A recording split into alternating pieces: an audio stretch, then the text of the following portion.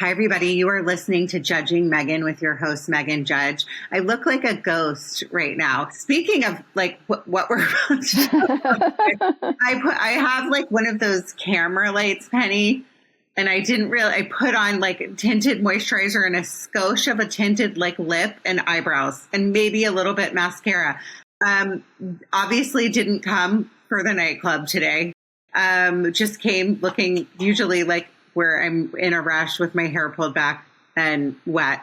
But I just am really thrilled to have you on today. I'm going to introduce you in a second. But before I do that, I know my past two episodes were very heavy.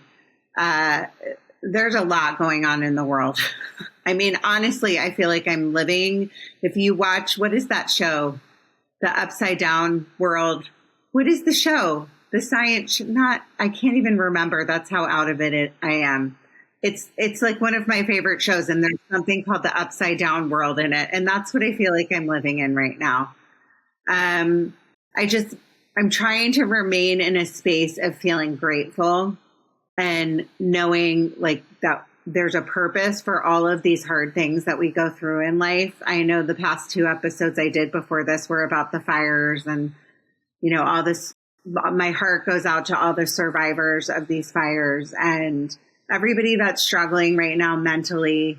My only thing that I can say to you is if you're struggling with your mental health is like what I say every day, keep going. You matter. Your story matters. And just really kind of like live in these moments. And I struggle with this, by the way, of living in the now. I always think, well, what am I going to do? What am I going to do about this? What's going to happen if we like have a nuclear war? What's going to happen? You just can't do that to yourself right now. We really have to be really easy on ourselves. There's so much tension in our country. There's so much going on and it's a scary, scary time. But I have to believe that people's hearts just want what's good for everybody else. That's what I'm always going to believe. Even though I feel like sometimes I might be lying to myself saying that, I have to believe that because it really helps me feel like I can go on. If there's too much negativity in my own brain of worrying about tomorrow and what's going to go on, I just feel like I get so down in the dumps that I have a hard time, getting through day to day. We've all been put here for a reason, and we all deserve acceptance. Judging Meghan with Meghan Judge. I'm a trauma survivor from a really young age, and I have been diagnosed with complex PTSD in the past few years.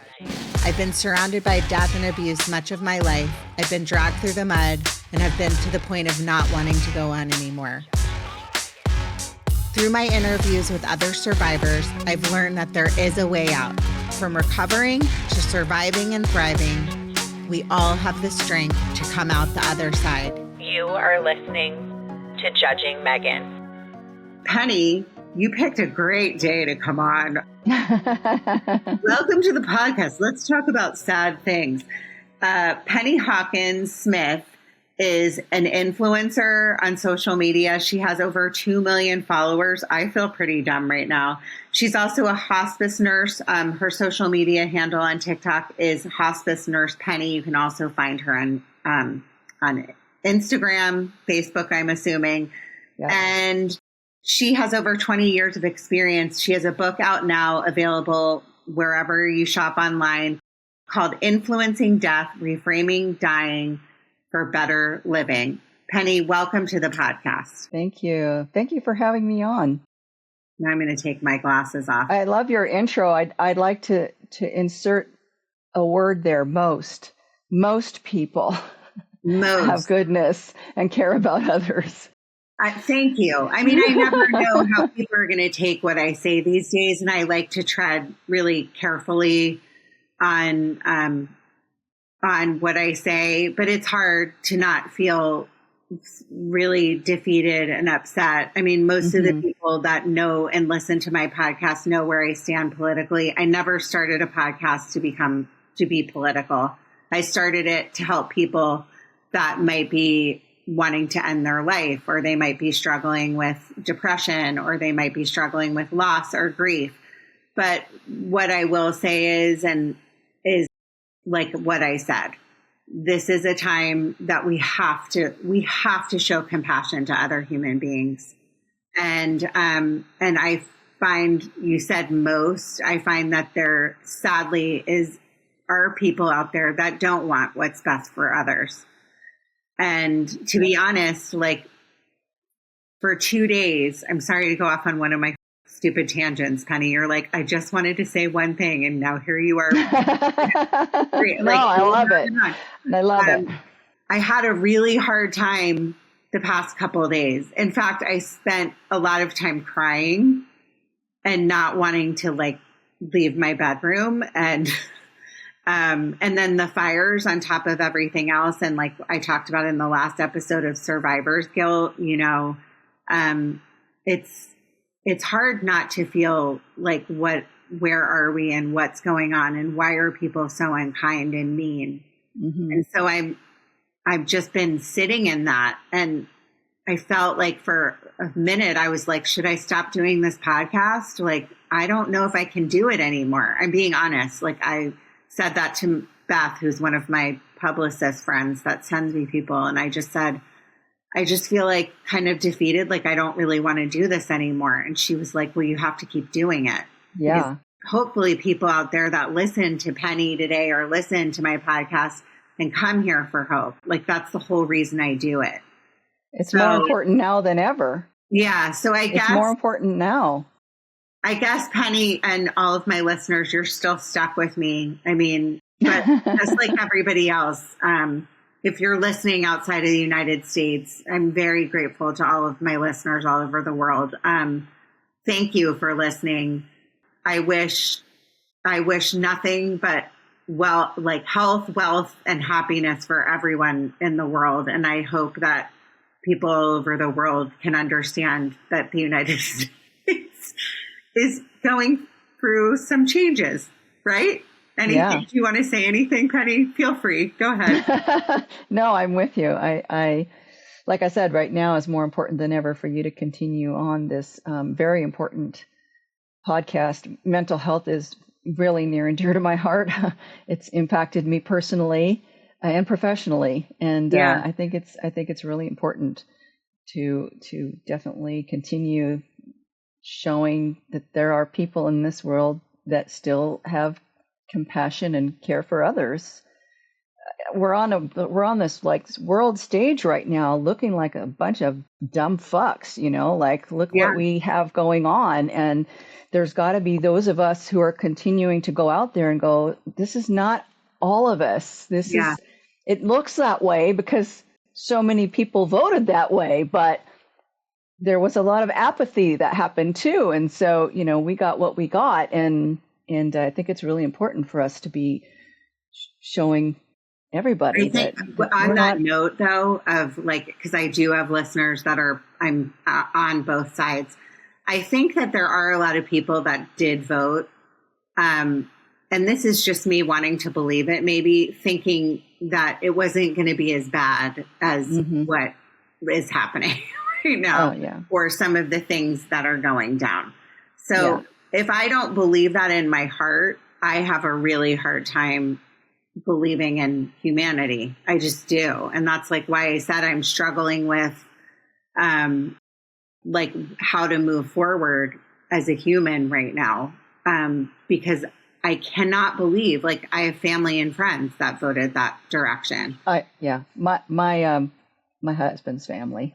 Yeah. Not my husband, but my husband's family. And they're good people. They're good people, but in their mind, they were voting for the lesser of two evils. Yeah. You know, they thought they were doing the right thing. Now, lots of people who thought they were doing the right thing are realizing that maybe that wasn't the right thing. But And so I think that, I think what I'll say to that because if you are listening to the podcast, by the way, and you are still believe in everything he's doing and all of these things, then I'm okay with you leaving because that's not what this is about, you know, and I'm okay. Like, I understand if you voted because you're worried about inflation, and I can understand that kind of stuff if you really thought that way. But what matters to me, and part of my platform is, if you look at all of my past guests, they're all different colors. They're all different sexualities. They are, because that, and that, I'm going to get emotional. Welcome.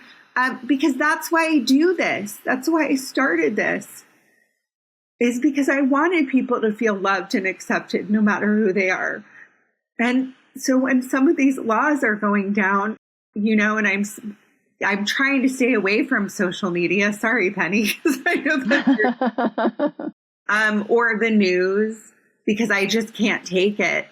My heart is a little bit broken. And again, I'm a white woman of privilege. Like, I say that all the time to my guests that come on. I'm like, I will never understand what it's like to be a minority. I just won't.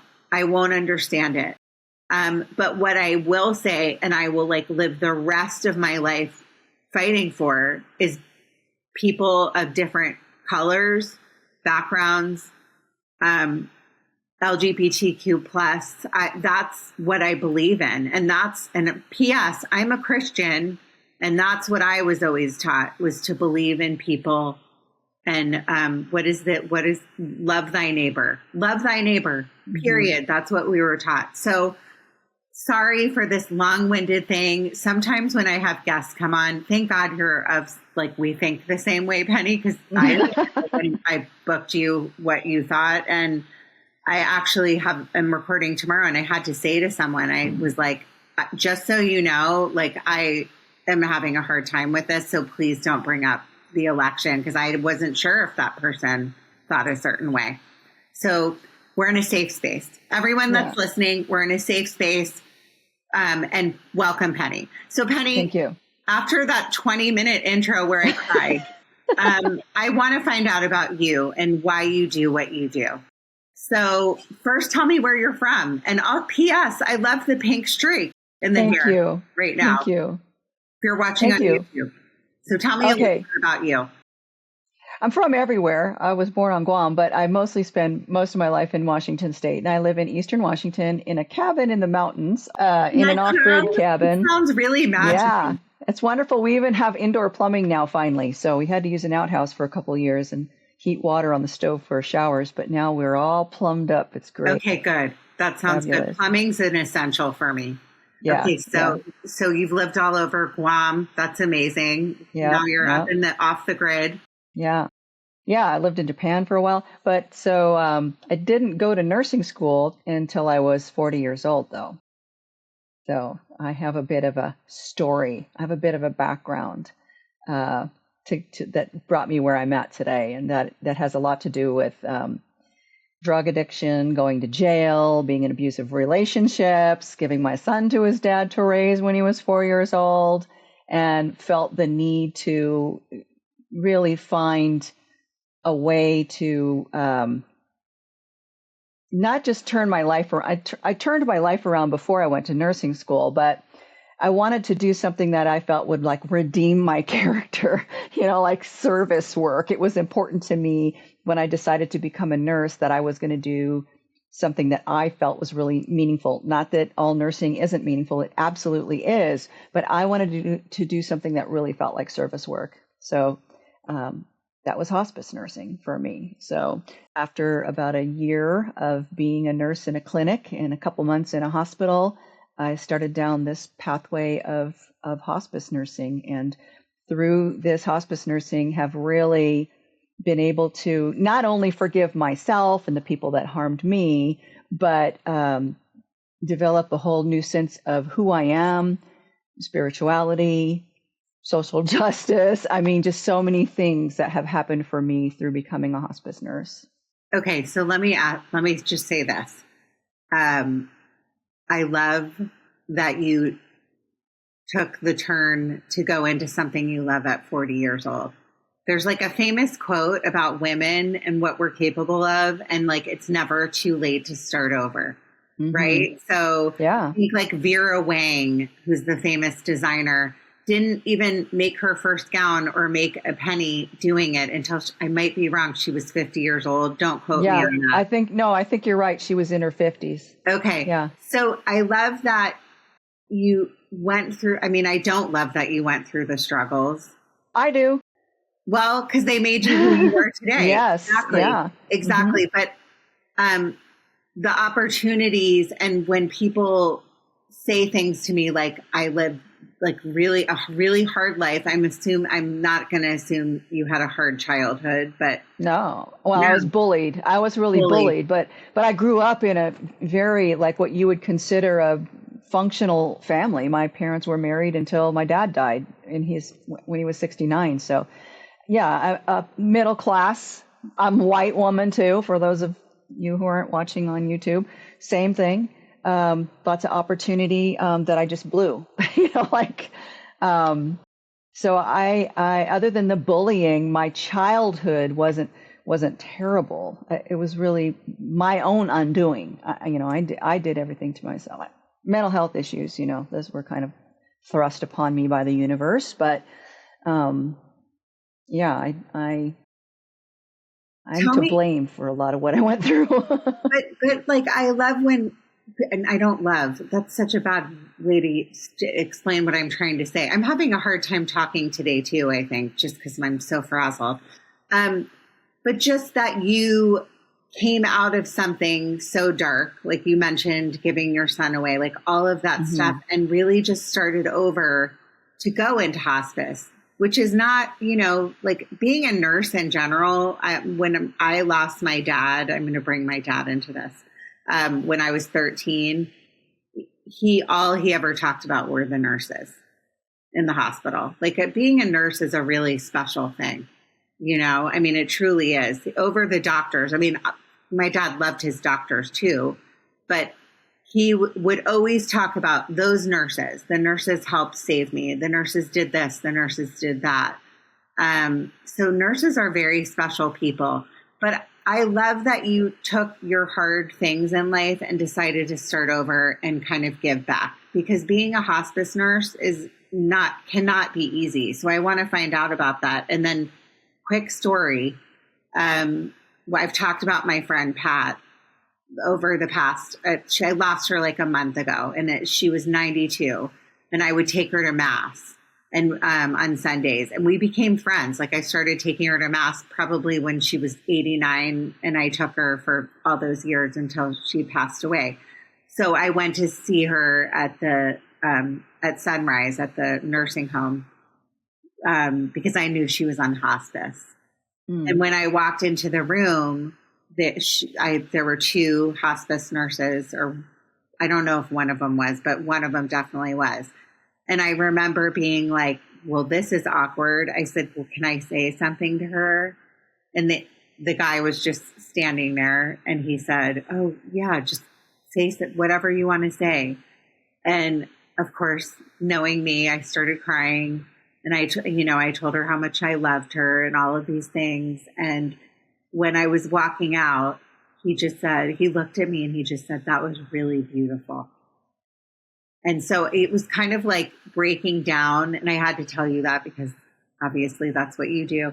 But it was kind of like breaking down the wall of like, well, should he be listening right now? But he clearly was. We were in this teeny tiny room. Why wouldn't he listen? Mm-hmm. So I don't know. But I thought of that right now when you were like kind of talking about things. So tell me, when you started hospice 20 years ago and you went through all that stuff, why hospice? Well, there's layers. Like I said, I was definitely wanting to do service work to try to kind of redeem myself from, having been kind of a non-starter for a while and not contributing to society. But so I was becoming a nurse because my second husband and I decided to get divorced after 10 years. And I had been a stay-at-home homeschooling mom, and I needed a career. I was a bartender, before I met him. And so I looked through the newspaper and saw a nurse. But his stepmother was diagnosed with cancer and died within 3 months on hospice. And during the course of her hospice journey. She was in a hospice care center, and then she went home on hospice, and then she went back to the care center. And so I had interacted with these nurses, and I just really recognized that what they did was sacred work. It was really sacred. And so then there was, okay, that seems like something that could really redeem me to do that kind of job. And then also at that time, there was a lot of abuse going on in nursing homes. So I thought that could be a pathway I take too. I could go to a nursing home and try to make a difference that way. So I had these two ideas of what I wanted to do. But I think for me, what really made me go in the direction of hospice was that I had death anxiety deeply. It was crippling to me. I joke that that's one of the reasons I divorced my husband, was because I would cry and say, what happens if there's nothing after we die? And he would say, well, then you won't know because there's nothing. And I'd be like, well, that's really not helpful and very unsympathetic. So, I had this death anxiety and had never seen a dead person, didn't know anything about dying, other than my mom telling me when I was 9 years old that when Grandpa died, he went to sleep and never woke up again. I hadn't really experienced a lot of death because my grandparents lived in Canada and Texas, so I didn't know them very well. So I didn't go through like what was going on with them and their deaths. The only death I'd had an experience with was my cousin who died by suicide when she was 25, which was traumatic and horrible.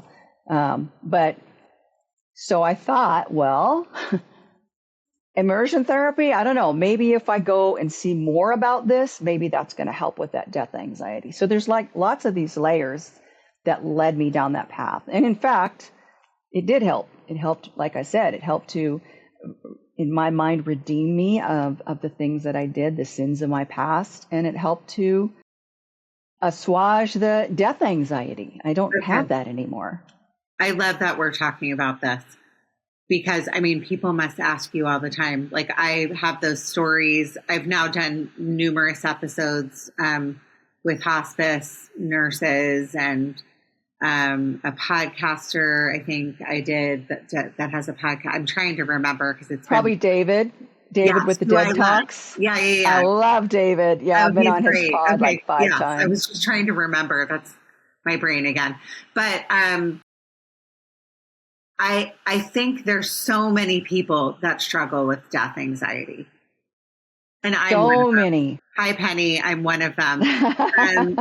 I since I was a young girl, I've been terrified of dying, and I obsess about it. In fact, it's interesting you say that because my husband brings it up, and I always say, well, we're all going to die. We're dying every day. Every one of us, from the minute we're born, we're dying. Yep. But I'm just so afraid of it. And then I think in my head, well, I know I have these people waiting for me. And that's part of what keeps me in this space spiritually that I try to stay in is, well, I'm hoping the first person I see is, whenever I go, as my best friend I lost, or my sister, or my dad, or like whoever it is. I have to believe in my head, but I'm still terrified. Mm-hmm. And I think we're all people are so afraid of that. So can you tell us all everything's fine and you've seen everybody and everybody's okay and you know what happens? I'm joking. Yeah, no, really. So here's the thing. So for me, it's been a journey. Mm-hmm. And so I start doing hospice care. Yeah. And I have no religious background. Full disclosure, wasn't raised with religion. My parents, I don't even know what they are. They may be atheist, agnostic. I don't know. Yeah. I only went to churches with my girlfriends and was put off by every religion I ever experimented with, just because of a lot of hypocrisy that I saw. Probably because I was going with teenage girls who, if you go to a Mormon church and they say don't smoke or drink or whatever, teenage girls are going to be like, I'm going to do that anyway. So I never really had any kind of concept of the afterlife. Don't believe in heaven, don't believe in hell. No concept of the afterlife. So my worry was, what if there's nothing after this? So I go into hospice and I start seeing people having deathbed visions. Very, very profound. Cannot dispute that what people say they're seeing are not really there. Like, it's just, you have no idea. Like, if you've never seen it, you can't even imagine what it's like to see somebody saying, my wife is right there. I see her, tears pouring down his face. She's there. She's right there. I see her.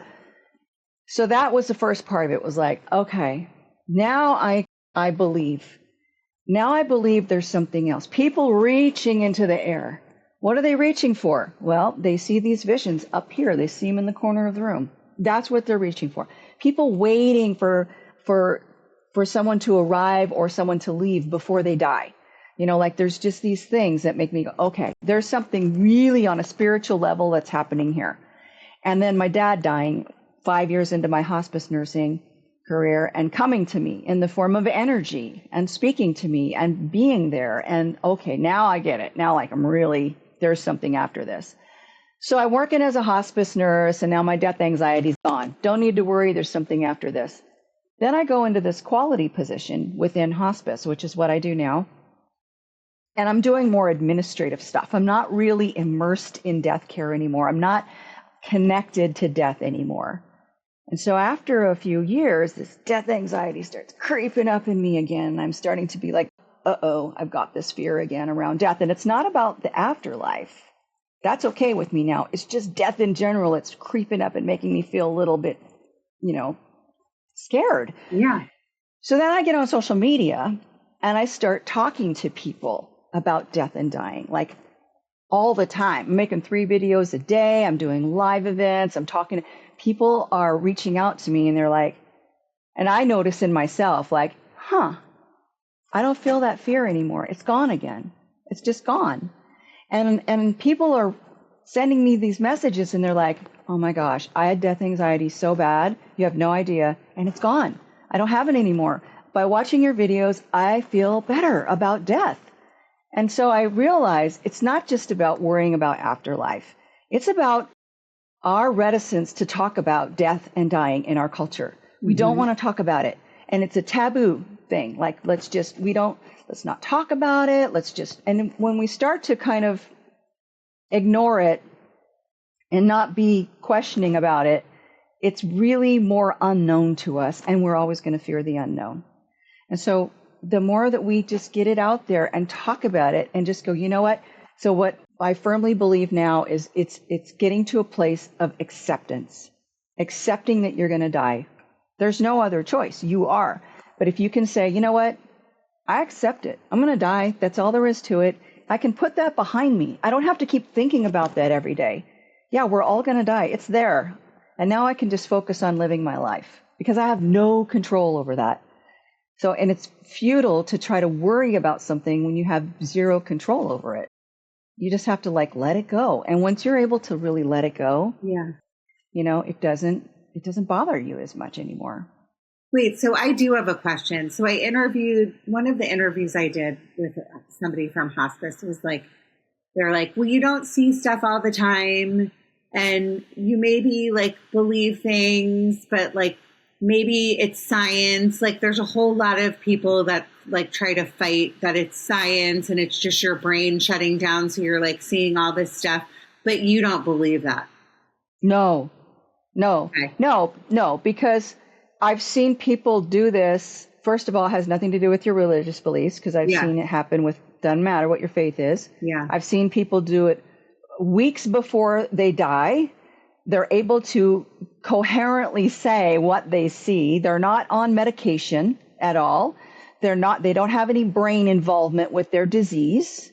And they're telling me these things that I see these things. So yeah, no. I've had a lot of people, and I talk about this a lot in my book too. I've had a lot of people who would come into my comment section. They'd be like, it's DMT, which is this dimethyl something or other, which is a hallucinogenic that's found naturally occurring in plants and animals. Or plants and animals, people. We're all animals. We're all animals, yeah. Yeah. And I used to be just like, no, it's not DMT. I was like, no. But I'm always about learning and growing. And so I started doing research.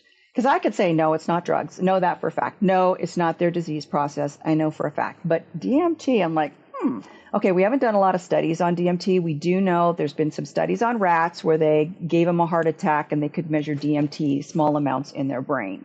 And that's why these people come in my comment section and they're like, it's DMT.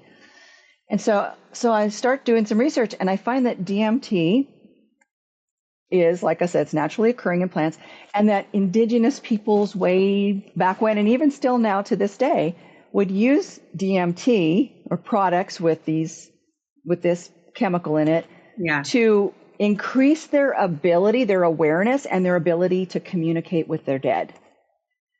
So I thought, well, wait a minute. Well, maybe we do have DMT in our brain. Yeah. But that doesn't mean that they're not really seeing what they say they're seeing. It could be that the DMT is opening their minds so that they are able to communicate with the spirits or whatever you want to call it. I think it's more like energy, but consciousness, that they're able to communicate because they have this more awareness from this hallucinogenic property that's in their brain. That's just my theory. No, but I would assume you've seen I can't even think how many countless amounts of people you've seen go like transition, right? Yeah. Yes. Thousands. So can you tell me, like, I hate to ask you specific stories, but like, can you tell me like some of the things like that you're like, okay, there was somebody in the room I saw. Did you ever see anything like that? Yeah. Oh, yeah. And I talk about those in my book too. But one of them was like I was telling, so this man was his room was right next to the nurse's station. And his wife died a year before him. And they had this caregiver that was their only family. They had no kids or anything. And so he was right next to the nurse's station. And I heard him yelling. And I went into the room and he's crying and looking up in the corner of the room. And he's got just tears pouring down his face. And he's yelling, Ingrid, Ingrid. And I said, is Ingrid your wife? And he said, yes, she's right there. I see her. And I said, did she come to get you? And he said, yes, but not today, tomorrow. And I thought, well, that's really specific. Yeah. But he didn't die the next day. It took a couple days before he died. And then when the caregiver came back to retrieve his belongings, I told her the story and she said, it's always like Ingrid to be late. Wow. Oh my God. That's crazy. I had another lady who kept talking about a baby, a baby girl, and her adult daughters were with her. And she's like, you don't know, like, what? Why is she talking about a baby girl? Like racking their brains. Like, what baby girl do we know that died? Because they're like fully accepting that she's seeing spirits, right? And then finally the woman's sister came and she said she had a baby when she was a teenager and it died. And that nobody knew. It was a family secret. Nobody knew. So there's got to be so much of that. My mom always says, when my dad died when I was 13, and I'm always kind of sad that I didn't get to say goodbye because that was hard. But I think at the time my mom did it to protect us because we were young. And she said she'll never forget, like, my dad saw, like, his face, like someone was there, like either his mom or his dad, whoever it was. And so my mom tells that story. That's like how she knows, like, they're going to be reunited one day. So I don't know, like, part of me, that's why I'm so fascinated with this, is because we're here for such a short time, you know, like, who knows how much longer I have. None of us know how much longer we have, but I always think it's like you said, it's such a taboo topic where people just are like, well, I don't ever want to talk about it. And then one day it's sitting in your lap and you've lost someone and you never talked about, like, what did they want? Or, right. You know, like, tell me about, like, what you want, like, at your funeral. Tell me about, like, I mean, I'm assuming you must run into that all the time. Oh, yeah. People they don't want to talk about it, like they think that somehow talking about it's going to make it happen faster. Yeah. You know, and it really does a disservice to the dying person and really to the family too, to not talk about it. And what's ironic is that it's like nobody wants to talk about it, but everybody kind of wants to talk about it, especially the person who's dying. So the person who's dying really wants to be able to talk about it, but they don't want to upset the family, who they're going to be upset anyway, but they don't want to, you know, and then the family doesn't want to talk to the dying person because they don't want them to give up hope because they might die faster if they give up hope, which they're not, you know. But what it does when we don't talk about it is it like robs us of the opportunity to really let somebody know how you feel about them at the end of the life. And at the end of the day, most everybody wants to know that their life had meaning and purpose. That's like at the top of most people's lists when they're dying. Like, I want to know that I meant something. I remember my dad saying to me, wow, I must have been a really good dad because y'all seem to love me a lot. And it was like, yeah, because we acknowledged that he was dying. It was no doubt about it. We didn't know he was going to die as fast as he did, but we knew that he was going to die. And so I'm so thankful too that we didn't wait. As soon as he went on hospice, we were like, we need to have these conversations. And each one of us took the time to have a conversation with him. And so thankful. And we brought him his last meal, which most people don't want to eat at the end of life, but my dad wanted to eat big time. So he had a huge meal. My sister and I joke that we are probably the reason he died so fast because we brought him too much food at the end. But, he wanted to know that he was a good dad to us. That was important to him. He said to my mom, we had a good run, didn't we? Like, he wanted to acknowledge that his life had been good and it had meaning. And when you can't talk to people about the fact that their life is coming to an end, you miss that opportunity.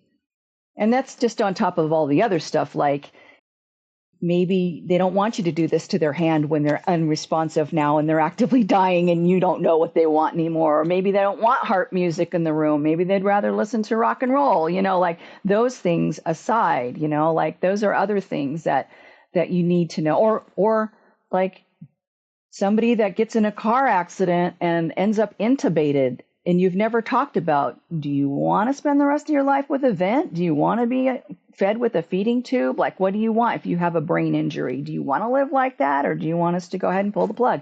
That type of conversation is really important as well. Do you think, like, before we talk, because I do want to take a turn into the book, but I want to ask you personally, because you say you weren't like, weren't a person of faith before. What do you believe now? Well, I think I'm an open book. Yeah. I think probably what I would consider myself now, I used to think I was agnostic. I would say I was agnostic. I believe in God just in case. But now I would say, like, I think I'm probably pagan. I believe in God as a power greater than all of us, and that is the universe, and the mother is the creator, right? We know the mother creates, and the earth is Mother Earth, and we all come from the earth, and we're just all like energy, and we're connected to each other, we're connected to everything that lives. And I think that when we die, that we are still around. We're energy, and our consciousness is still around. And that I believe, just because like I said, seeing people deathbed visioning, but also my dad coming to me in that form. And he came to my sister in a different way, and he came to my mom in a different way. And my brother never had that experience. He's an atheist. He has zero belief in any of that stuff. So he's not open. In fact, my dad came to me before he came to my sister or my mom. And my sister was like, why you, why not us? And I said, because I am more connected to death. I'm more open to it because I believe that there's something after this now. And I think you have to be open to it to receive it. That's why I think kids have like the ability to communicate better. They haven't been jaded yet.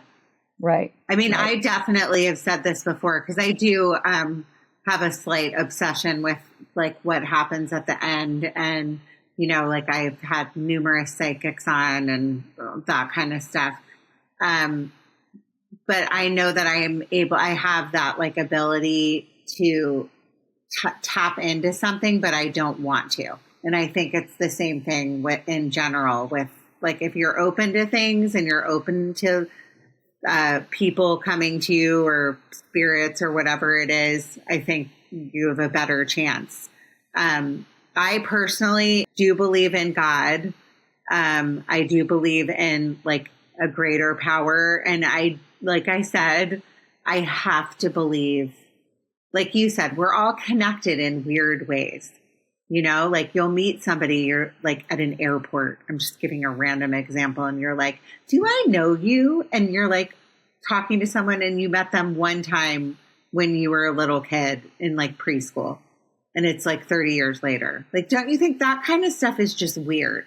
how the And deja vu. deja Like I vu. have deja vu sometimes. I'm like, what is that all about? Or even like, I do believe in soulmates. I believe soulmates can be friends. Like, I believe my best friend Julie was my soulmate, one of my soulmates. I believe my husband is. I know when I met him, it's a weird thing. I looked at him and I was like, I feel like I've known him before or something weird. There's just so many coincidences. So, and again, like I talked about my friend Pat in the beginning of the podcast, I feel like I've known her. I feel like I believe like there's angels walking amongst us. And I truly believe that. I mean, I get emotional. I truly believe that she was a saint. I really honestly do. And she walked into my life at the exact time that I really, really needed her. And we became friends. And, you know, here I am, like friends with this like 92-year-old woman. And I was devastated when she passed. Like devastated, and more so than I was for like people that I've known my whole life. And that sounds awful and I won't name names, but just, I think we're all, like you said, like connected. So if you tap into it and you believe in this stuff, I think it's like, will be way easier at the end of your life or whenever your life is supposed to cease. And then you move on to whatever's next. One other question, then we'll go into the book. I'm sorry, I have so many. Do you ever like get a patient where you know somebody's like a complete asshole in life, and then it's the end of their life, right? And you're like, you were such a dick. Like you weren't a nice, and I can imagine like you're dealing with people that are cranky and they're sick or whatever they are, but you just know you're like, in life in general, you were not a nice man. I've had lots of those patients. Okay. Yeah. So tell me about that. Are you like, do you still see stuff with those people or is it different? I just need to know. So those people, first of all, I've never seen anybody have visions that were like the devil coming to get them or anything like that. No, I mean, I wouldn't think so. Well, you never. Yeah, but I mean, like people can have hallucinations, but yeah, people don't change that much even when they're dying. If they were an asshole all their life, they're still an asshole when they're dying. I've had lots of patients that were like that, narcissistic, racist assholes that like, yeah, I've had lots of those patients. And first of all, if you have a person in your life that you have a bad relationship with, you're not obligated to go see them just because they're dying. You know, like I have no judgment against people who say, I don't want nothing to do with that person, because I don't blame you. I still will care for people who are horrible, and I know they're horrible, without judgment and compassionately, the same as anybody else, because that's what I do. That's my job. I had a patient once who was a sex offender who came over to the care center from McNeil Island, which is a sex offender prison. And he had a guard at the bedside, and he was actively dying, so he was unresponsive. There's no way this guy's getting out of the bed and go hurt anybody else. But I said to the guard, wow, he must have done something really awful for you to still have to be here. And he said, you don't even want to know what he did. And so I thought to myself, I don't want to know what he did, because I just want to be able to do my job and see to it that this guy has a comfortable death no matter what he did, because he's dying. And that's the ultimate, like, okay, he's going to be gone now.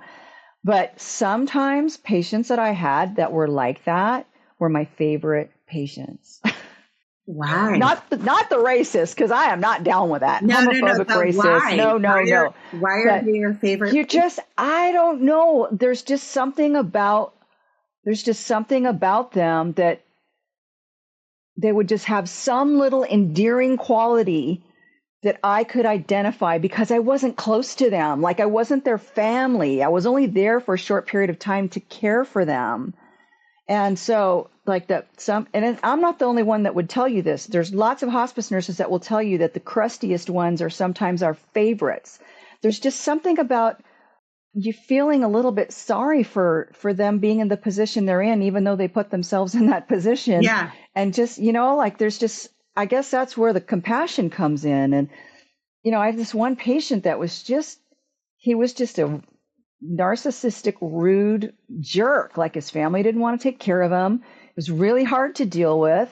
But there was just something endearing about him. And there's a whole story about him in my book too, that I just felt sorry that that was who he was. And that's how he ended up, even though it was, and maybe that's why my past has made me be like this hospice nurse that cares so much for other people, because sometimes people do bad things, but they're not bad people, or sometimes they have like something that makes them treat others badly, but they have no control over that inherently. I don't know. It's sometimes like wounded souls. You have to, we all come into the world, I think, pretty innocent. Not all of us. But as children and babies, and then things happen and like horrific things happen to people, and then they can change and evolve into the people they are.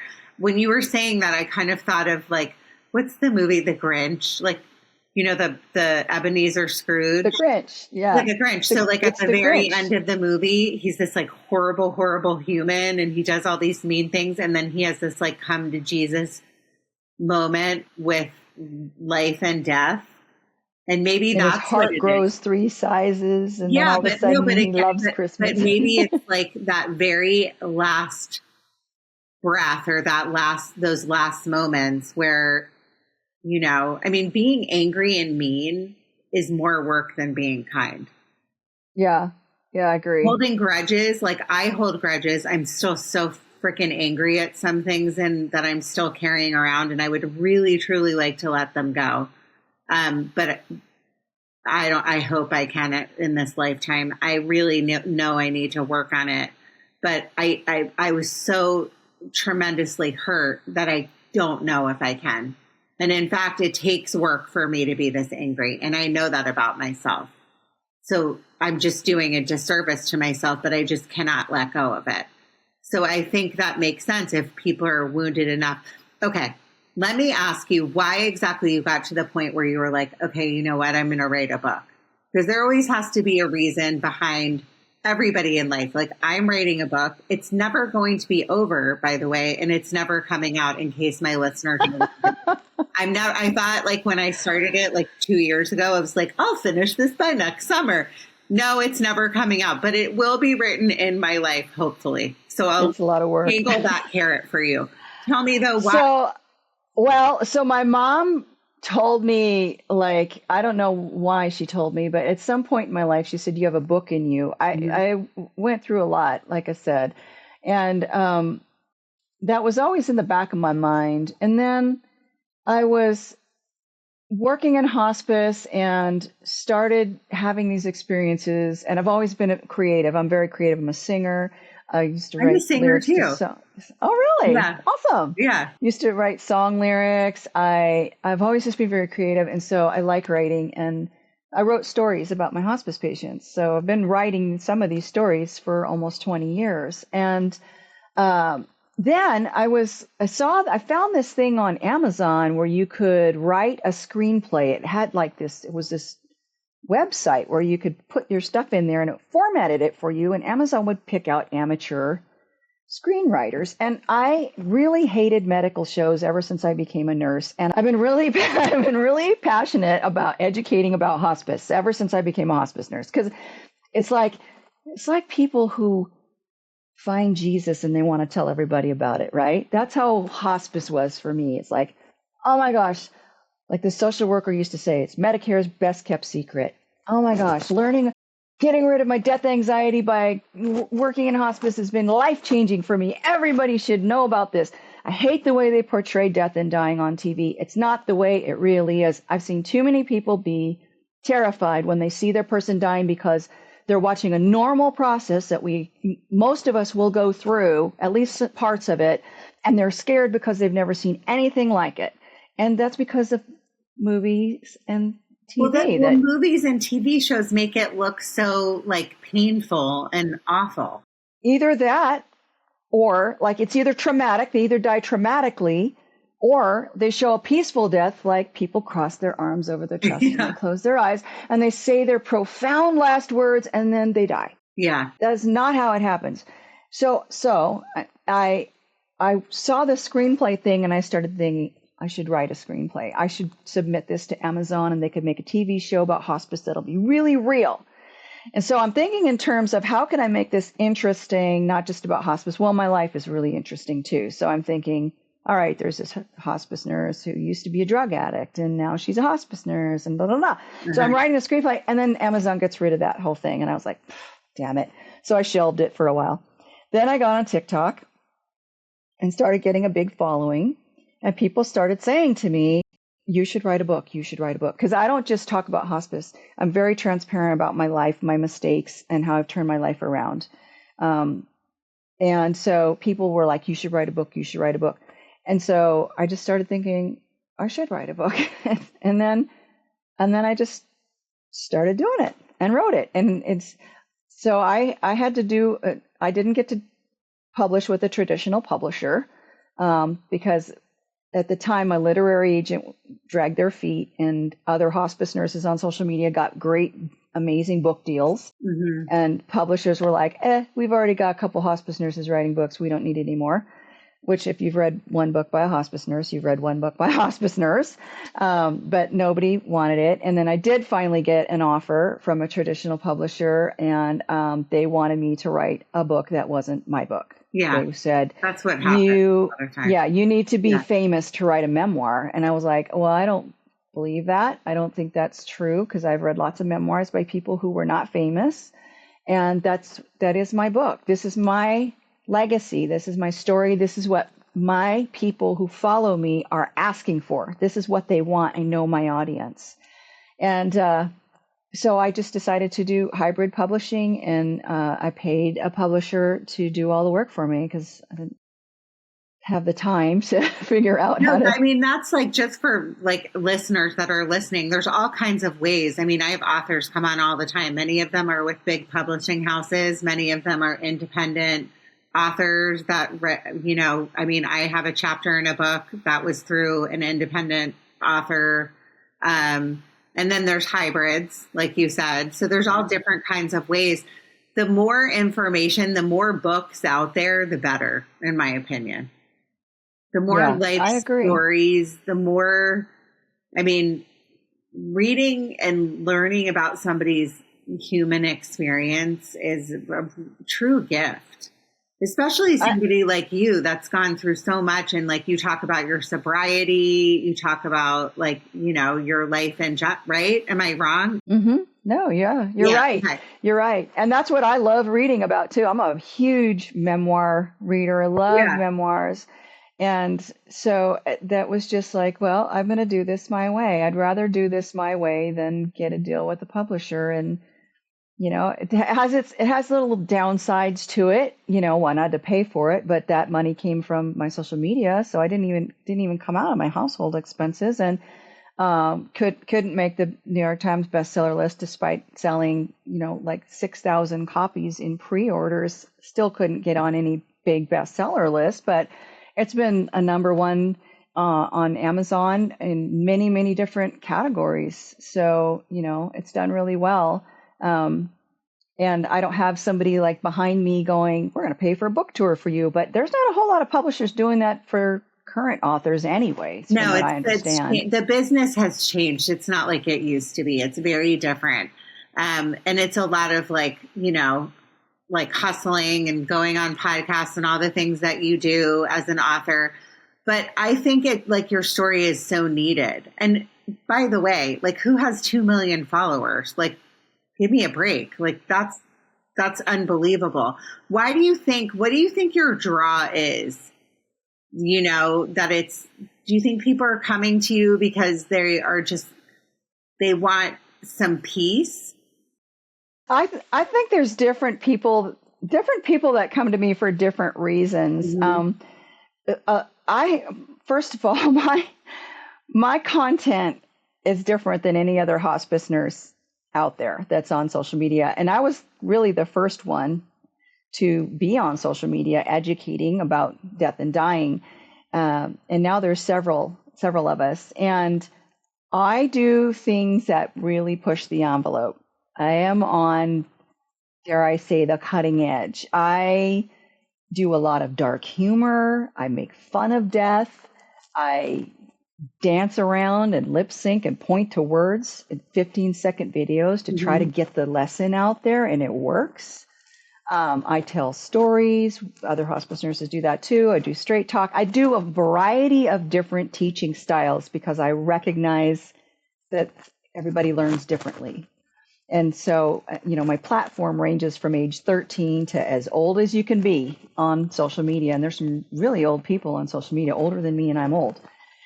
And I think my, I don't care what you think about me attitude appeals to a lot of people. I don't care. Like, I was bullied so much when I was a kid, and I cared so much what people thought about me, and I just don't anymore. And if people don't like what I'm putting out, they certainly don't have to watch it. But I just think I'm straightforward and I shoot from the hip. And I was really the same. And the reason I'm that way is because that's how I am in real life. I was just really very straightforward and honest with people. Like, I think it's important to be like, if you come to the hospice care center with your husband who's actively dying and nobody has told you when they think he's going to die, and you're not sure if you should go home and brush your hair and change your clothes, I'm going to tell you, I don't think you should leave because I think he's going to die soon. Like, I'm not going to mince words about it. And I think people like that, I guess. I don't know.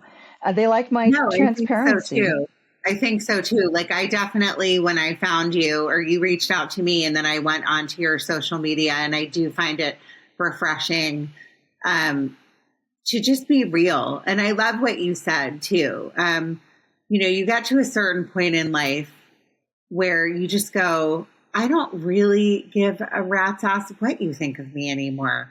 But I'm to that point, and I want to ask you this. So I try not to post negative things on other people's posts, but sometimes I can't help myself. I don't troll people, but people troll me sometimes. So if I write from my Judging Meghan account something on a public account, and it's usually something about somebody saying something that's false or something not nice, I've had people come attack me. Insane, say the meanest things. Somebody told me the other day, they were I wrote something on somebody's post about politics, which I should never have done, but it was something that was totally a lie. And it was really awful and mean. And then that person, oh, no, I take that back. It was actually about the fires. I wrote something about the fires in California. I live in LA. And this person wrote, shut up. You're ugly and old. I was like, what?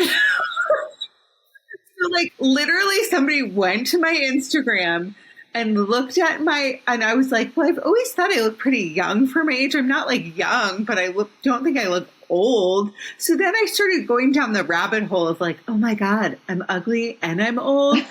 And I was telling my friend about it, and she was like, Meghan, that's what they do. That they're called trolls. Mm-hmm. So I cannot deal with that kind of thing. Do you get those kind of people coming after you? Yes. Yeah. There's a whole group on Facebook called Murdered by Hospice, and they will put my videos on their page, and they will just say the nastiest stuff about me. She shouldn't be a nurse. It's not true. I'm not a murderer. I don't kill people. Somebody called me a grandma. I said, I am a grandma. What's your point? Somebody said, you're old. I am old. I'm 62. What's your point? I'm alive. I mean, if you're watching on YouTube, you look about 40 years old. Thank you. I had a facelift. Well, I want to get one. See, I'm I shared my facelift journey on TikTok, and people were saying shit to me I can't believe that you're on here talking about how people should be able to die naturally, and then you're so unnatural, you went and got a facelift. What does one have to do with the other? Oh my God, give me a break. I hate it when people say that, and I joke all the time. I'm I'm basically going to be like Joan Rivers, but not die that way. But I don't care.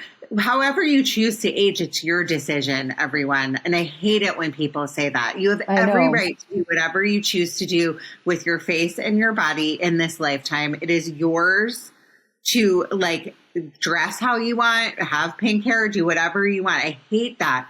But I'm just I had to ask you that because 2 million people And then you start to think about, why are people so mean? And then they hide behind these computer boards. And then, by the way, on top of that, there's all these bots. So that's a whole nother podcast, because then I'll look at people that, like the one person that wrote that I looked old, because I was so freaking pissed. Because nobody's ever like written that about me. So I started going down the rabbit hole of like, oh my God, do I look old? Do I need my eyes done? What am I going to do? Blah, blah, blah, blah. And then the person had like 0 followers and 0 posts. Yeah. So I was like, oh my gosh, that's a bot. Yeah. How does the bot know that I look old? They just have their, I think, customary little things that they throw out there. But I just, you know what, sometimes I respond to them and I make them look stupid, you know, and other times I just block. I just block a lot. I will block a lot of people all the time. I just block.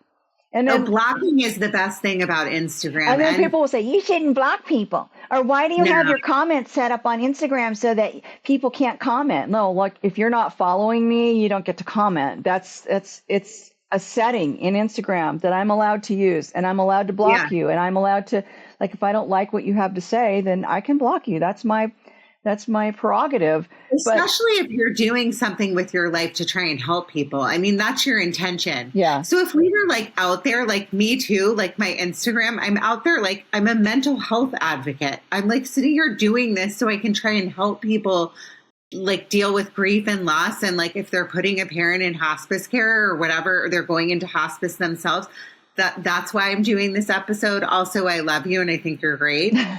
It's just, I don't know. I had to go there. Okay.